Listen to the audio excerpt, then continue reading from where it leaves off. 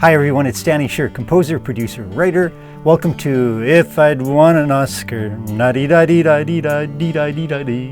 My tribute to the executive producers that made my Stand movie musical happen, just as if I was thanking them from the Oscar podium. My movie musical Stand comes to VOD on May 1st in the United States and May 18th across Canada.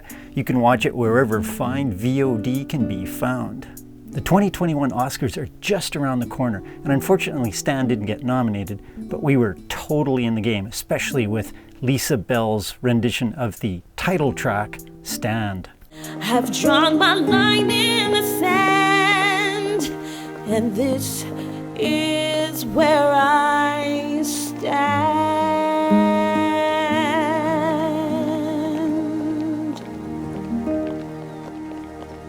But we're going to have some fun. We're going to pretend not only was Stand nominated, but it won.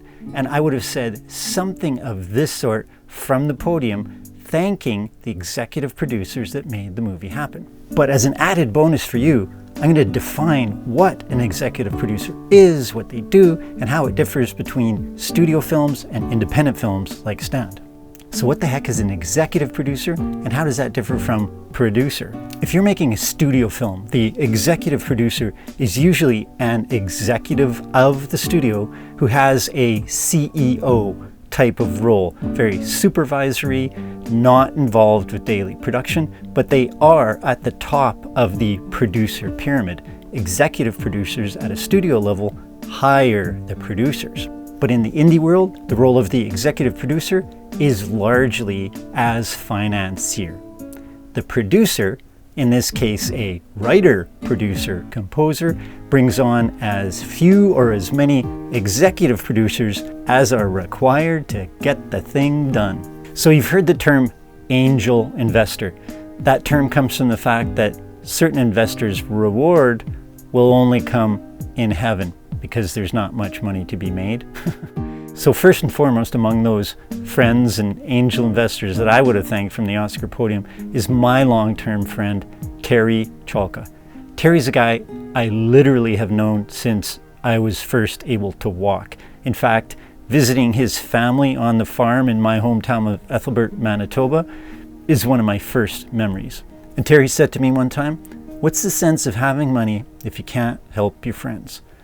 That's the definition of a great friend and a great angel investor. So Terry Chalka, thank you number one from the Oscar podium. The second executive producer, although I'm naming second, is someone who came to the table as an investor first, way back, like 2004, when the Stand movie musical was just becoming the Strike stage musical. That name is Gail Asper.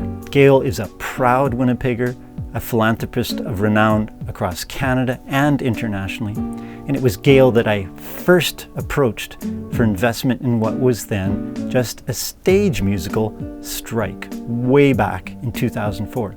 So Gail qualifies as one of those special executive producers, the lead investor, because if Gail thinks something's a good idea, she convinces a lot of other executive producers. So humongous shout out to Gail Asper. It just took a phone call from Gail to convince Montreal's Sharon Azrieli to become an executive producer. Gail and Sharon had known each other for years, and Sharon is a professional opera and musical theater artist. In fact, we're going to be doing a special feature just on Sharon. In addition to being an executive producer, Sharon also supplied the vocals on our closing credit song, Change. Thank you, Sharon. And then another very important executive producer is Winnipeg's Hartley Richardson. Like Gail Asper, Hartley Richardson's reputation is such that his participation was cause for other people to invest in the movie, along with his aunt and his cousin. So Hartley, thank you from the bottom of my heart. And then sometimes executive producers invest their own money and actively help the producers in the investment fundraising. And on the Stand movie musical, that person was Harry Ethans. Now, you'll notice a pattern going on here because Harry Ethans came to prominence working for Gail Asper's dad, Izzy Asper, and the Global Television Network in the 80s and 90s. Harry was a tremendous help to me, literally hundreds of meetings and phone calls raising the additional money outside of the smaller circle of the executive producers. So Harry Ethans, thanks man. And then you want to talk hundreds of meetings? Well, this guy, Cal Harrison, was the executive producer raising money in the union world. Stand is set against the 1919 Winnipeg General Strike. So there's a natural constituency for the movie in the union movement. Cal and I traveled several hundreds of thousands of miles and had countless meetings raising financing in the labor movement. For that, Cal earns my eternal gratitude and thank you from the Oscar podium. The following executive producer of Stand is one of the movie's most unsung heroes. He's CEO of Winnipeg's Frantic Films, Jamie Brown. Jamie put all of the resources of Frantic Films, from the producers, the accounting department, even office space, in an effort to ensure that Stand happened.